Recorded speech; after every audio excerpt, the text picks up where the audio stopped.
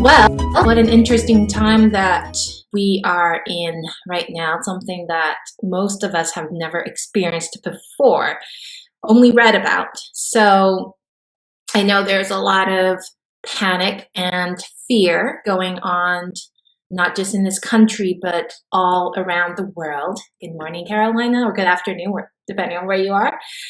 So there's a lot of fear and panic going around the world right now, and there's definitely not a lot of information that is transparent at this moment. And because we really don't know too much about this novel virus, and B, a lot of the government have never had to deal with this. So there's a lot of misinformation, misunderstanding, miscommunication, and lack of activity, lack of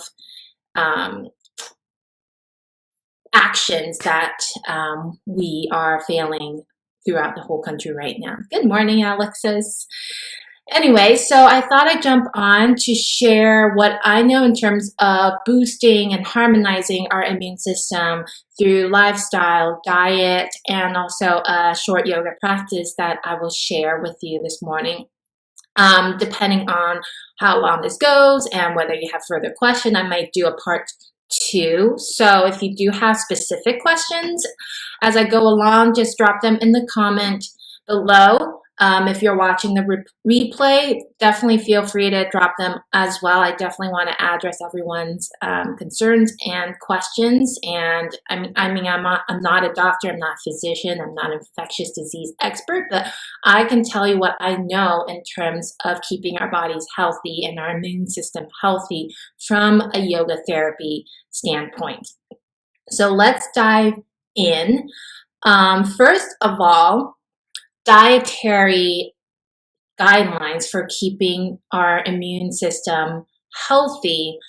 We always go back into our gut bacteria when we talk about dietary.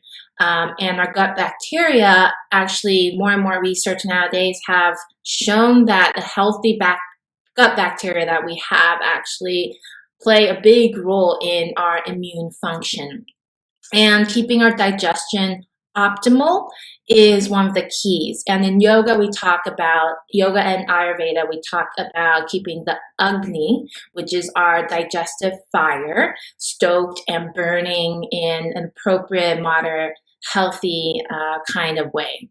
So think of warm foods. Think of foods with a little spice like turmeric, ginger, and garlic, all of which have antiviral and antibacterial properties, but also warms the body, warms the digestive system. You can also use cumin and coriander and pepper and cinnamon. So, getting creative in the kitchen, adding these spices in your food. And if you need recipe ideas, just let me know. I have some links and websites and resources that I can share with you to incorporate these spices into your cooking. Definitely probiotics. I have been taking a probiotic every morning. In addition to probiotic foods like kimchi or sauerkraut, miso soup. All of these are rich in probiotics, and that feeds your gut bacteria to keep our gut healthy. Hi, Leanne. Anyway, so probiotic, warm food, spices, eating mindfully. That's a big one, because if you're eating in a stressed out manner and also eating in a rush, you're not actually digesting optimally. And in Ayurveda, there's actually saying that it's not so much of what you eat, it's how you eat it. So you can actually eat something very healthy, but if you eat it in a stressful situation, a stressful environment, or stressed out in the mind, you're not digesting and absorbing these nutrients. So you're just, you prepared or bought this beautiful meal that is supposedly very nourishing, but if you're stressed out and just shoving the food down, then it's not going anywhere, and you just basically wasted this beautifully prepared food or beautifully invested food. So eating mindfully, eating in a calm environment, ideally not looking at the news, not looking in the phone, not turning on the TV. And this is, for me, it's also really hard, so I get it. But Now it's more important than ever. Also, eating your biggest meal around noontime. And again, this is coming into Ayurveda perspective of your digestion being the strongest at noon. And they really go along with the macrocosm, looking at the changes in the day. At noon, the sun is the highest, and sun is symbolic of Agni, our digestive fire as well. And that being the strongest at noon, our digestive fire reflects that. So that's when you can take in most of your healthy proteins, healthy fats, vegetables, and healthy grains. And that's when your digestion is optimal. So really make use of that time to get in all of your nutrient-dense food during lunchtime. Eating about the same time every day, so setting the routine, that will also keep your digestive fire going strong. Erratic eating only when you can take a quick bite, that's something that is not optimal for digestive fire. It will kind of confuse the body, and having a set time in terms of when you eat will keep your body in a rhythm where, okay, this is a time when we need to start preparing the digestive juices and digestive enzymes. And that regularity is what keeps the body humming. The body really likes regularity and routine that we're not giving it. So regularity in the eating time is very important as well. Okay, so next in dietary, I've mentioned already before, warm, nourishing foods, adding some spices, warming spices, and something that's more easily digestible like soups and stews. So really think of those fall and winter types of food that you would eat, but also not leaning overly oily or overly greasy either, because again, that will hinder digestion. A little fat, a little healthy fat, definitely great, but don't overload it with animal fat. And if you do include animal protein, which I do, it's moderate amount as well.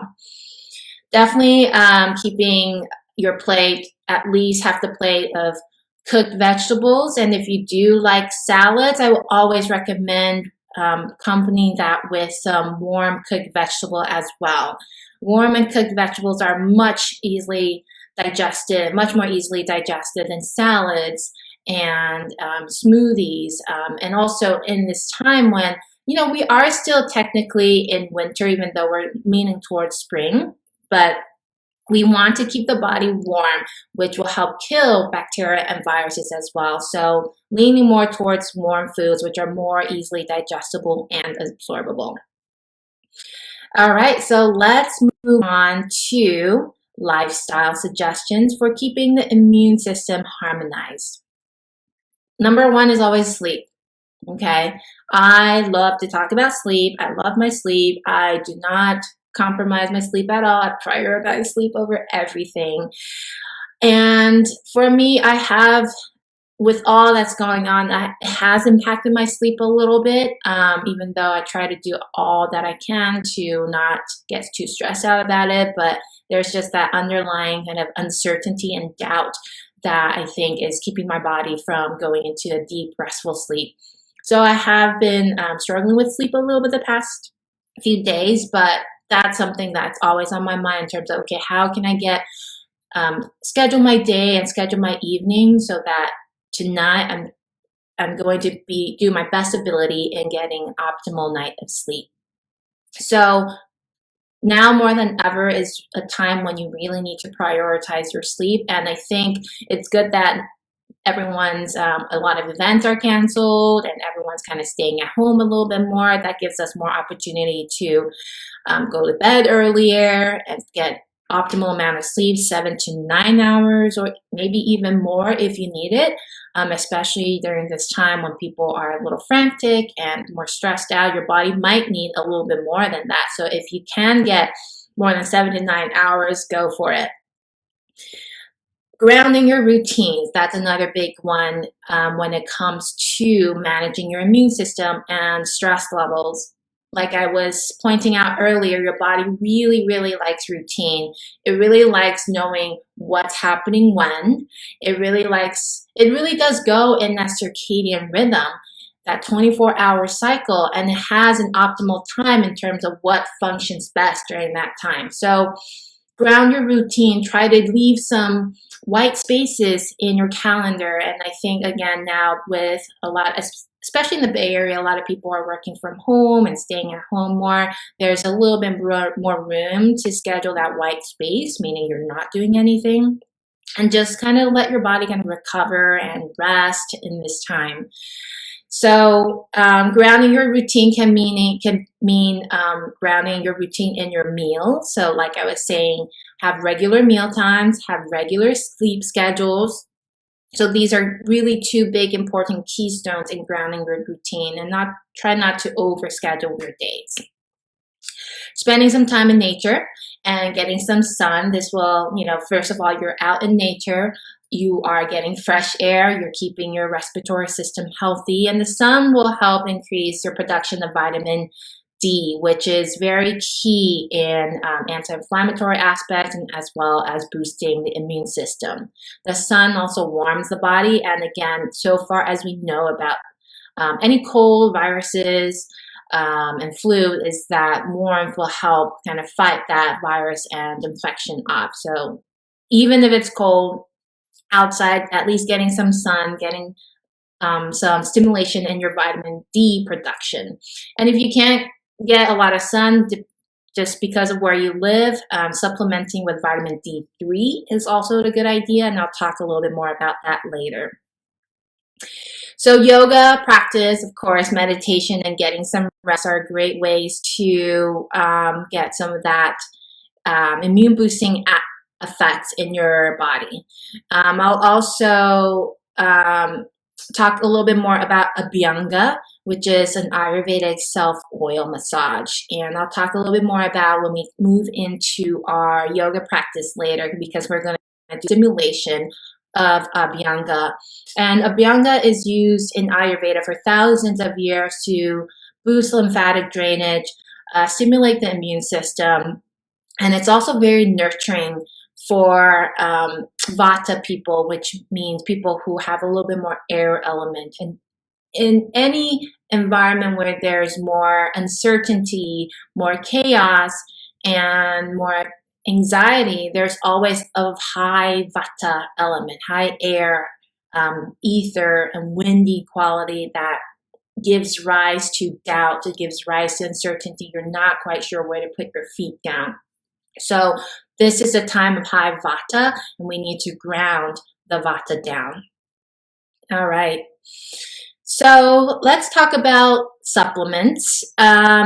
I'm just going to share the supplements that I am taking now, and actually been taking since, I don't know, November or something, when the cold and flu season set in. This is kind of what I've been doing to protect myself, because I do work very closely with people, and we're breathing all the time. They're breathing in my face and breathing in their face. So I want to keep myself healthy, and I don't want to have a bug where I can give to other people either. So this is something that I've been using every time since cold and flu season roll around. And this could be also helpful in harmonizing your immune system with this novel virus. Like I said, vitamin D3, that's important. You want to use D3, and I don't think you find any sort of, can't find D1, D2 in the stores anymore, but D3 is a version that our body is able to absorb. So you want to take vitamin D3, and I take that in the form of cod liver oil, because cod liver oil is something it's closer to food, and when I take my supplements, I like to take it as close to food form as possible, because that's the form that our bodies will be able to digest and absorb the most easily. So I take vitamin D3 in the form of cod liver oil. And if you need suggestions, I have the Blue Eyes fermented cod liver oil that my acupuncturist endorsed, so I know it's a good quality. And with cod liver oil, you also get vitamin A. That is also great for immune system, as well as omega-3 fatty acids, which has anti-inflammatory aspects. Then, of course, there's the, everyone knows about this vitamin C. So I take that actually in the form of an Ayurveda supplement called Chyawanprash, which is kind of a jam made out of a lot of different herbs and ghee and a little bit of honey. And all these herbs have high vitamin content, especially high in vitamin C. So again, that's a little bit closer to food form. That's something more easily digested and bioavailable to our bodies. Chyawanprash, and I'll link all of this for you below as well. Okay, a couple other things I take are zinc supplements, and I actually take this with a multivitamin supplement that I have that has, I think, 30 milligrams of zinc. So zinc is also great for immune boosting effects. And again, I take it with the multivitamin because it's closer to what we'll get in nature when you eat some food in nature, eat a food that comes from nature. It's not just an isolated form of mineral or vitamin. It comes with a host of array of vitamins and minerals. So I try to take it along with other things that it's compatible, or along with other vitamins or minerals that will increase the bioavailability of it. So zinc is another one in the form of multivitamin. And then ashwagandha is another Ayurvedic herb that I take, and it's actually an adaptogen, so meaning that it helps the body adapt to times of stress. So anything that can help manage stress levels in the body is helpful for the immune system. So ashwagandha, again, I'll link to it. Then lastly, definitely echinacea. And usually people know echinacea as a supplement to take when they're sick, but my acupuncturist says that I can actually take it as a preventative measure. I get this really strong form, concentrated form of echinacea from my acupuncturist. It's Medi Herbs. I think you can only get it if you are a licensed practitioner. So you can ask your naturopath doctor, you can ask your acupuncturist to, if they have account with Medi Herbs or standard process. Otherwise, if you can find something more concentrated at your local health food store, that's also helpful. Cool. So, if there's any questions so far. All right, thanks everyone for watching.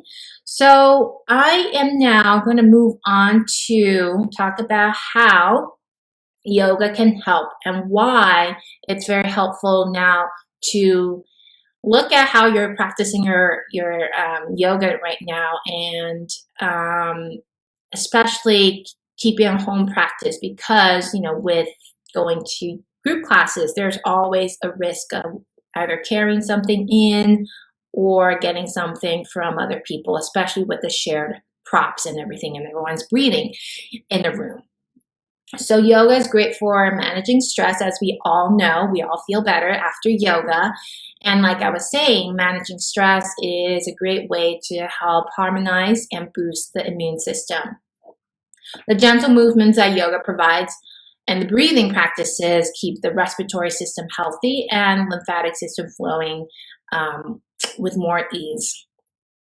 It will also help promote better sleep, better and deeper sleep, especially if you do a restorative practice at night, because you're easing the tension from the day. You are dialing back from the sympathetic fight or flight more into the parasympathetic of rest and digest when you incorporate more restorative practices towards the end of the day and before bedtime. So it'll actually help you get into deeper, more restful sleep, which we all know is very important for our immune function.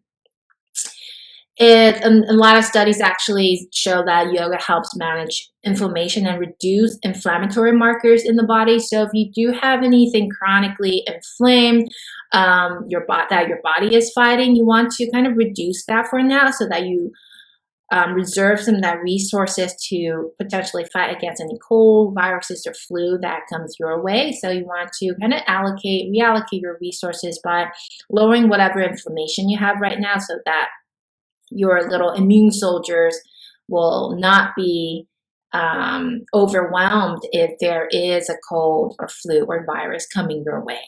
Okay. So all these yoga practices are great, and how you practice is also important.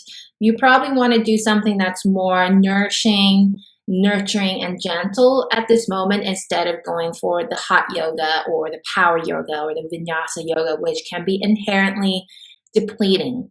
And yes, you might think that the heat and the warmth can help create an environment where bacteria and viruses are less likely to thrive in.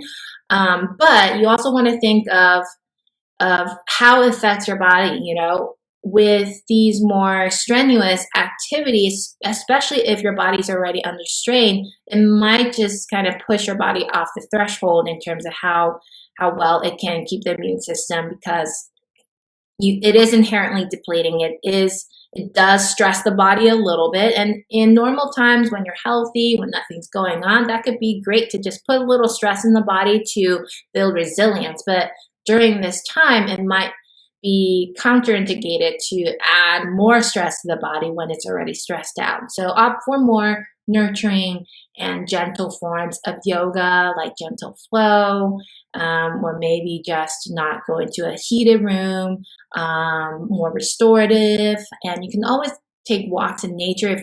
It is still good to warm the body, so moving a little bit is fine, but not moving excessively.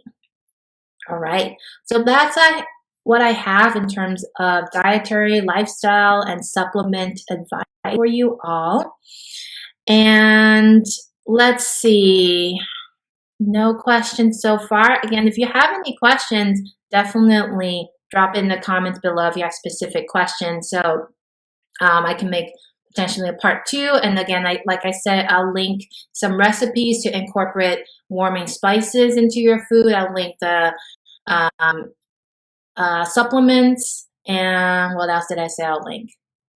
Just remind me in the comments below. So recipes with the spices, supplements, Abhyanga, yeah, that's another one. So we're going to actually do a simulation of Abhyanga right now without the oil, but you can see and feel the movement of it, so that when you do go for a shower or bath tonight, or maybe later, maybe you want to jump to it straight away, you'll know how it goes. And I'll also link the video if you need it, just as a reminder of how to incorporate Abhyanga, just Ayurvedic self-massage for boosting immune system, boosting lymphatic circulation.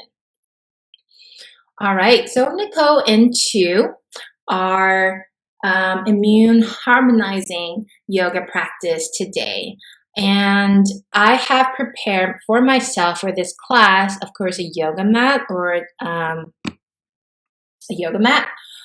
a blanket that you want to be on.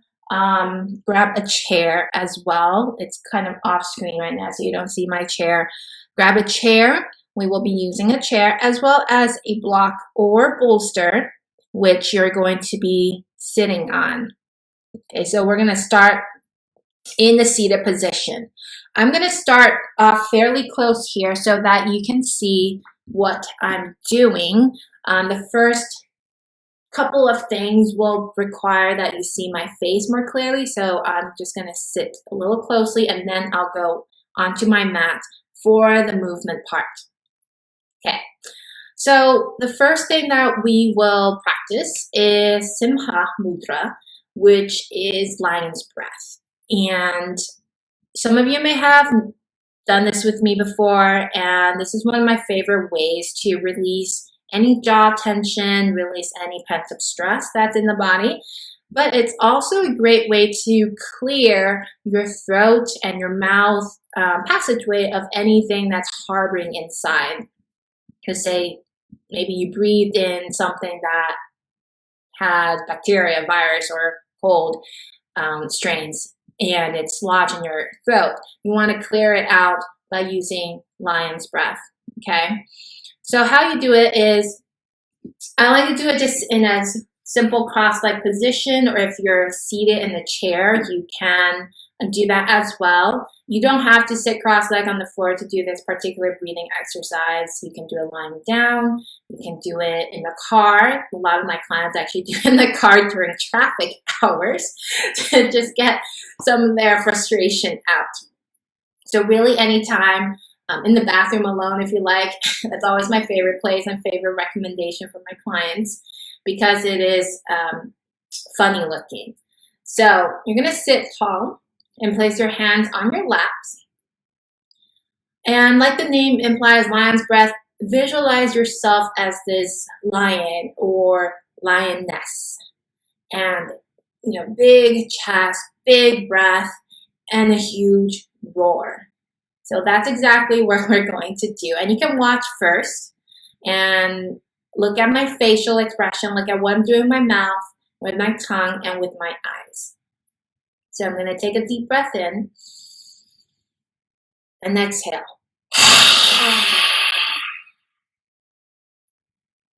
So as you can see, I'm widening my mouth, stretching out my tongue, widening my eyes, and stretching my whole face.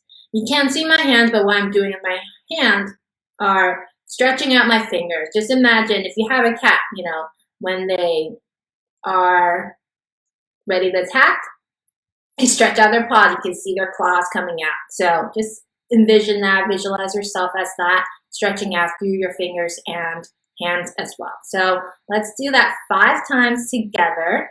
And I'm not looking at you, so don't be shy. I can't see the face that you're doing. You can see me. So I'm using myself here, but just really stretch out your tongue, really open your mouth wide, open your eyes, stretch your face, open out your throat. Okay, take a deep breath in and exhale. Okay, fingers spread wide, deep breath in, exhale. Deep breath in, exhale, and another deep breath in, exhale. Okay, and then just sit quietly. You can close your eyes and mouth. Breathe in and out through your nose. And you may notice some of the effects of the breathing practice of Simha Mudra, or the lion's breath. You might feel lighter and clearer.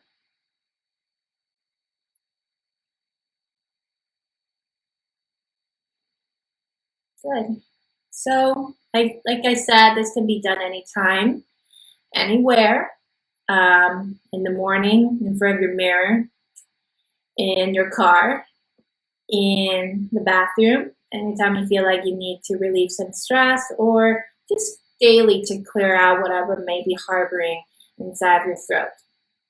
Another tip I just thought about in terms of dietary lifestyle advice for immune harmonizing is drinking warm water or sipping hot tea. So you can do ginger tea, which has a warming effect, or just hot water and warm water with some lemon through the day to just keep your throat moist. Okay, this will actually help with fighting off any cold, virus, flu strains as well. So just a little sidebar. So the next thing we're going to do is that simulation of Abhyanga to increase lymphatic circulation.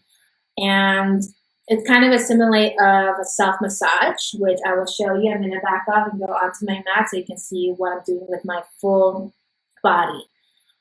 At your own pace or at your own comfort, you can do this with the oil, which I'll link a video below of how to do with the oil. But we're going to go through the action of what it looks like in terms of applying that oil into the body. And it will still have a nice effect of boosting lymphatic circulation and giving you a nurturing kind of sensation.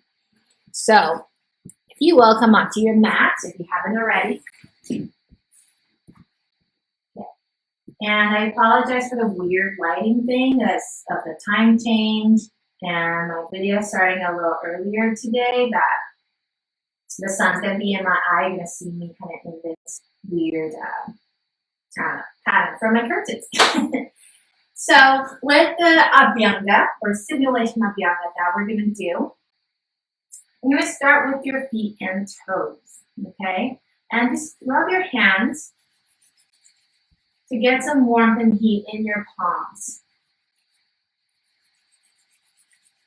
And once your palms are warm, you're going to start from your toes, and you're just going to rub through the toes and warm them. And then rub through your feet. So you're going to do both of them. So toes and feet. As you're just rubbing imaginary oil into your toes and feet. And usually with abhyanga, with the self-pour massage, we use untoasted raw sesame oil and warm it up a little bit. You can just put the bottle in warm water or just warm it in your hands if you're short on time. And then with your ankles, with any joint actually, you're going to do more of a circular motion. So with my ankle joint, let's see, you can see this. I'm just going to do a circular motion to warm the joint here. Okay. And then with any long bones, so like your calf, your shin, your thigh, and your arm, you're going to go up and down in long strokes.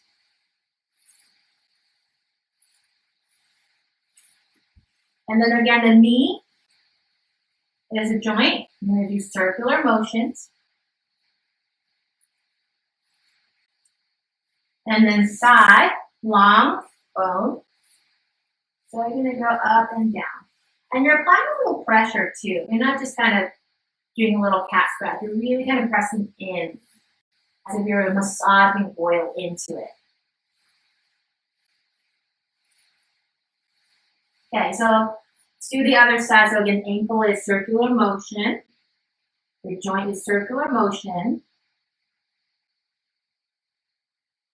Long bone is long motion, long strokes.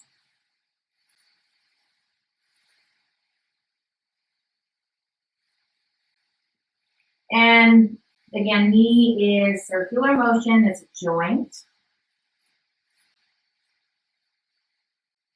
And thigh, long strokes.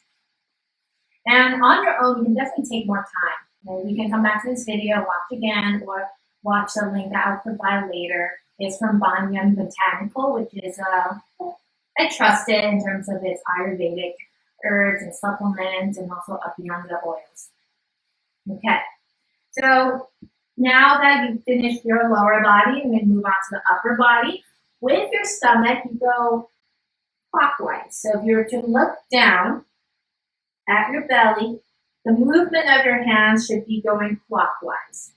Okay, so on the screen, it might look a little different for you, but if you look down at your own belly, rub your hands in the clockwise direction, and that's because the peristalsis, which is the movement of food matters or waste matters through the intestine, goes in that clockwise direction, up, around, and down. Same with your stomach.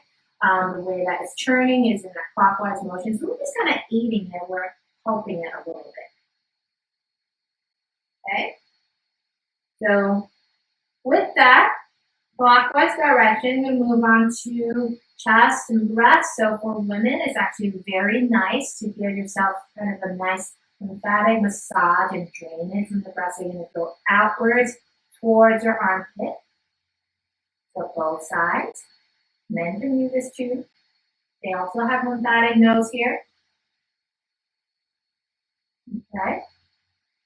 And then again with the arm and hands, so if you have fingers, you're just going to go kind of up and down through each individual fingers. Wrist circular motions. Arm is long bone, so going up, down in long strokes, and swiping down again towards your underarm armpit where the lymphatic nodes have to drain.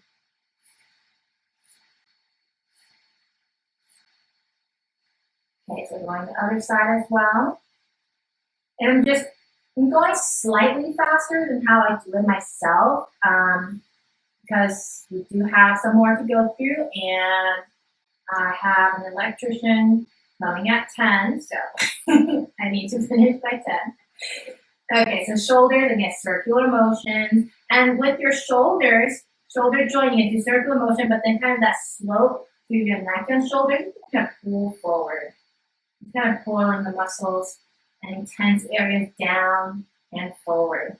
Now, if you have a partner, a significant other, a housemate, or someone who you don't mind being naked in front of, this would be a nice way for the ask them to do your back. So with my low back, I kind of go up and down. So turn around, up and down. Now, of course, it'll be hard for me to reach my upper back fully, but I can just swipe again towards the direction of my underarm. I spread my shoulder blades apart. Now, if you have a partner, someone to help you with this, it'd be nice to just go up and down, long strokes through your back and also pull down through your shoulders. So we'll do what we can on our own. So just pulling shoulders forward and neck, long strokes.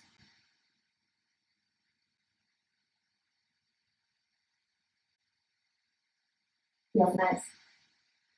All right. So traditionally, you actually pull the oil in your head as well and massage the scalp and through your face. But I don't do that often because it does take a long time to get the oils out of my hair. So I'll just stop at this today. It's already a lot of planning for the whole body. And already, just by doing this kind of simulation massage without the oils, you can feel already lighter and better, with more blood flow going through. So even if you don't get in the mess of the oils, you can do this as well in your morning practice. You can do this in bed, but upon rising or before going to bed, just to kind of relieve some tension and also get the lymphatic system circulating a little better. Let's get into some more movement. So come onto your hands and knees. And if you need extra padding for your knees, feel free to grab a blanket or a pillow or pad, extra pad. And you place your hands underneath your shoulders with your fingers spread wide and your knees underneath your hips. As you inhale, let your chest lean forward, shoulder blades back, and gaze just slightly ahead. You don't need to throw your head back. And as you exhale, round your back, push through your arms and legs around, and let your chin tuck down so you lengthen the back of your neck. And you're going to draw your hips back, lower your elbows to the floor. Your hips don't have to come all the way down to your heels. Just let them rest wherever is most comfortable. And then as you inhale, keep your elbows down, slide your chest forward until your chest goes past your elbows. Then you press back up. Back into this arch, and then exhale, round, elbows down, hips towards your heels, they don't have to come down. Inhale, slide your chest forward and press up. Exhale. So almost like you're making this oval circular motion with your body. So this is what I mean by gentle movement that increases blood flow and stimulate a little bit of warmth through the whole body without straining and without depleting.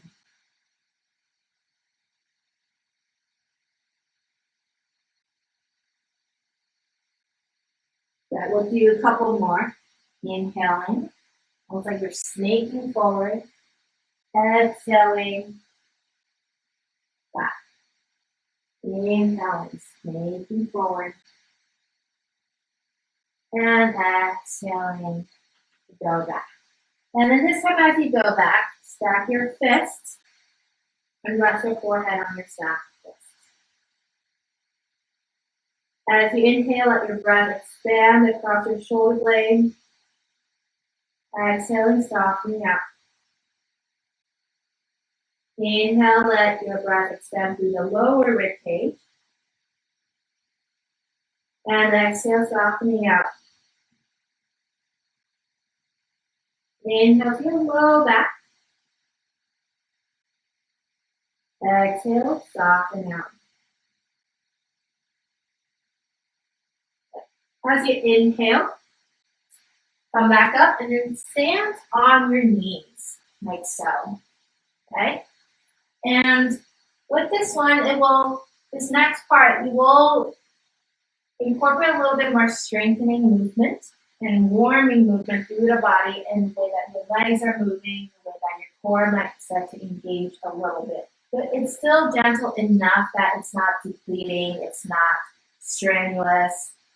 So again, this one is great because of the forward bending action, which helps ground any anxious thinking, anxious mind, any kind of forward bend in yoga tradition is thought to calm the mind down. And that's what we're doing. A few more kind of that internally bending forward to just kind of draw the senses back into the body instead of being distracted and dispersed with all the different news outlets that we have on social media. All talking about the same thing, but giving different information that's confusing. Anyway, so your knees are about the distance apart. Now, you may need a block, okay? And I'll demonstrate with the block. Because we're going to fold downwards and, for some, I'm feeling a little bit more stiffness in my hips and low back today. I'm not going to go all the way down to the floor. So if you want to just watch first, feel free to do so. I'll demonstrate the whole sequence through, and then we'll do it together. So you start with your knees hip distance apart, gazing ahead. Inhale and bring your arms up. Palms facing inward. Exhale. Fold your hands behind your back. So I'm going to show you what it looks like. So I have my hands stacked, kind of on the sacrum. My shoulder blades are slightly hugged backwards, so it opens my chest. And then exhaling, I bend forward from my hips and rest my forehead down on the block. Okay? And then as I inhale, I push through my legs. Notice my chest is lifting first, so I'm not rounding up like this. I'm engaging my upper back, pushing through my legs to come up, bringing my arms up. And then exhaling, hands behind my back on the sacrum, keeping my back flat as I bend forward and touch down. Inhaling, lifting up, bringing the arms up, and you can join in whenever you are ready. Exhaling, bring hands back, and touching back down. Inhaling, bring my arms up. And exhaling, folding back, touching down.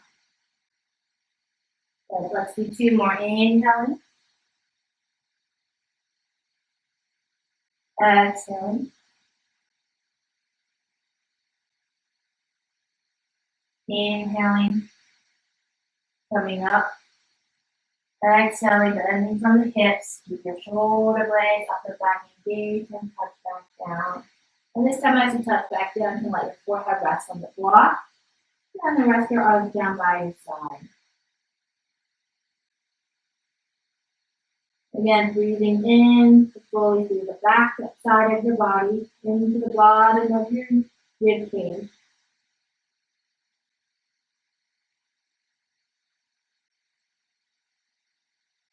And then as you inhale, rest yourself up. And then go ahead and stand up. Okay. Stand with your feet about hip distance apart, or whatever is most comfortable and stable feeling for you. Relax your shoulders by your side and gaze ahead. You can continue gazing ahead, or if you like, and gently close your eyes. And on your next exhale, imagine there's a drain through the bottoms of your feet.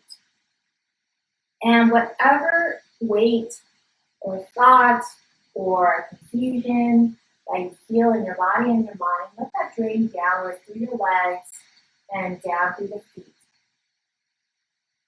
On your exhale. So inhale, just let the breath come in.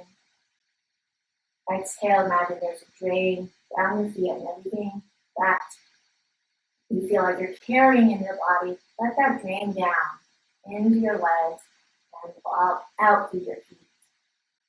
Inhale, let the breath come in.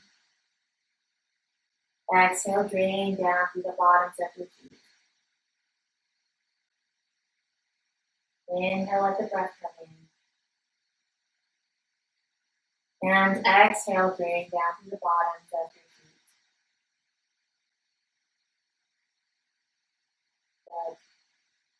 Good. Continue. A few more times here. Letting things drain from your head. Letting things drain from your neck and shoulders. Letting things drain from your lower back. Through your legs. And down through the soles of your feet.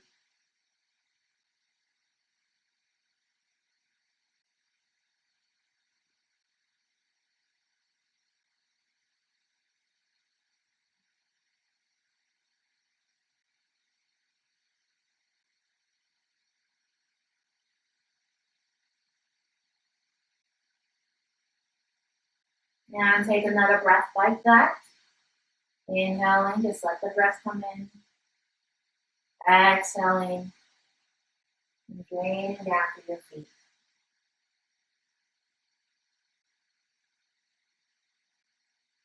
If you have your eyes closed, you can now slowly open them. And then now we grab the chair. And I have a folding chair, but it can just be whatever chair that works for you. You may use either the seat of the chair or the back of the chair. And I'll show you this posture at a few different angles. So I'm just going to show you kind of face front for now, okay? So with the seat of the chair or the back of the chair facing you, and you can adjust as necessary, you place your legs out about elbow to elbow length. Okay, so if you were to drop a string from your elbow on either side, that's where your feet are going to be approximately placed. Then, once you have that approximate measure, it doesn't have to be perfect, approximate, you lower your arms and place your hands on your hips. Take a breath in. And as you exhale, bend forward from your hips. First, placing your hands down. Take a moment, lengthen through your spine. Inhale. And then exhale, lean into your arms a little bit. So the weights that they come off your legs and into your hands and arms. And let your head relax down. If this is feeling intense in your neck, then you use a little upper back and neck muscles to keep your head sustained slightly in line and upwards. Okay? Otherwise, you can let your head droop down. Again, this is very quieting for the mind. If you need, you can come back up, place your hands back onto your hips, and use the back of the chair instead. If it feels like it's coming back down, it's very intense, then you bend forward into the back of the chair. Same thing, you let your head down. Okay, especially if you have any lower back issues, spinal disc issues in the lower back, or hip and sacrum issues, you might want to modify for your forward bend. You don't have to go so far, so you're using the back of the chair like so. Or if this feels too high now, then you can have your elbows down the back of the chair and let your head hang down. So I'll show you from the side what it looks like. I'll show you first on the back seat of the chair. So again, the legs are wide. Hands on hips, exhale. And either just stand on the seat of the chair, and you can see I'm kind of leaning in the chair a little bit, which actually helps traction the spine, giving length there. And I can let my head hang down if that feels comfortable in the neck. Also provide a stretch in the upper back, so for some of you might feel really good. Now, if it feels like, okay, I'm not feeling much here, then you can bring your elbows down off the back of the chair. And I'm letting my hips poke back. So I'm not rounding like this. I'm letting my hips poke back a little bit. And leaning into my forearms. And again, letting my head droop down. And then if you are doing it on the seat of the chair, same thing, hands on the chair, sit bones poke back, and bend your knees a little if you need to, wherever you are. Again, you can also come down onto your elbows and forearms, let your head drape down, keeping your sit bones poking back, spine long. I'll take 2 to 3 more breaths here.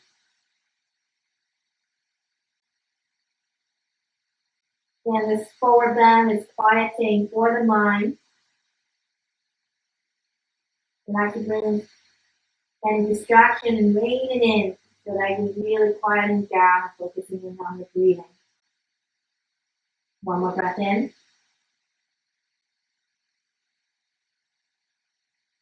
Good. And then bend your knees to come up. Bend your knees. If you're on your elbows, press up onto your hands first. Lift your chest. Sit into your hips. Okay, so see, I'm kind of like almost in a little squat. And then I press myself up. This will keep my lower back and my whole spine healthy and not compromised or compressed. All right, and then you step your feet back together. Back in a comfortable stance, take a breath in. And exhale, let everything drain down through your legs and feet. Take a breath in. And exhale, let everything drain down through your legs and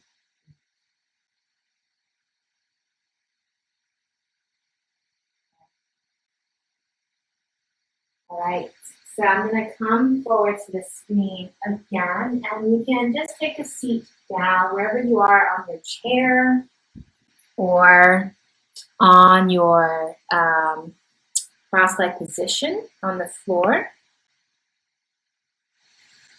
Good. And the last thing I'm going to share is humming breath or bumblebee breath. And this is particularly effective for immune harmonizing because it stimulates the vagus nerve. The vagus nerve is a long, long nerve starting at the brainstem, travels down through your throat, and connects into every single organ of your body. When the vagus nerve is stimulated, it stimulates the parasympathetic nervous system or the rest and digest. When your body is in the rest and digest state, the immune function are optimal. Okay, when it's in a fight or flight mode, all it is worried about is getting out of there or fighting. All right? Only in the rest and digest can the body be like, okay, now let's see what harmful bacteria, virus, or foreign invaders that we need to get rid of.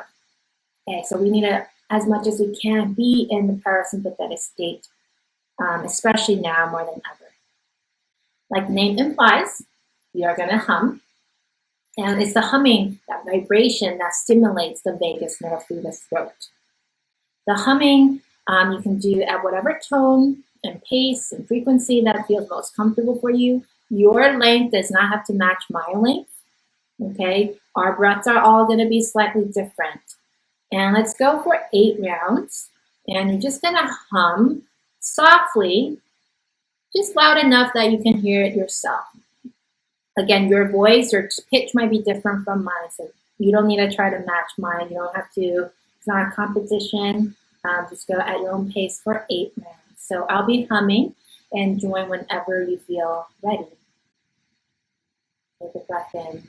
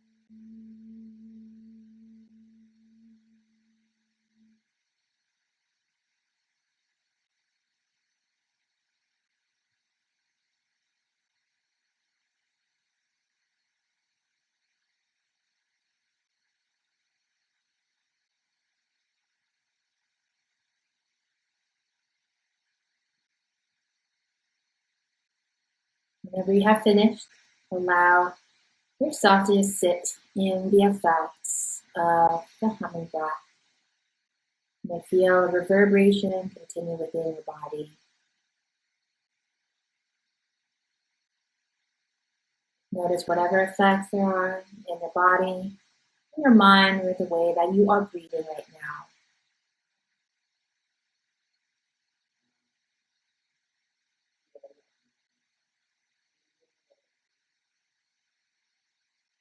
Whenever you're ready, you can slowly open your eyes.